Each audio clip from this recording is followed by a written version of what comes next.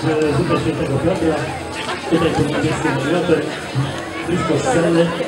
Jeśli ktoś jeszcze się nie zorientował, zapraszam, chociaż kolejka się przeżyła w schodach.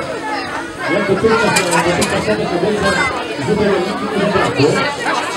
Ale kto wie, są niektórzy w zainteresowaniu, może być różnych tematów. Mam nadzieję, że tak się nie stanie, że dla wszystkich wystarczy.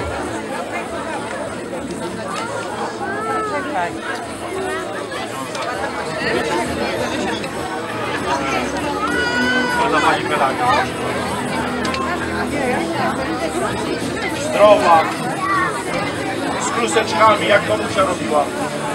Dziewczyny na rybę. Zdrowa. Dajcie łyżkę, dajcie łyżkę.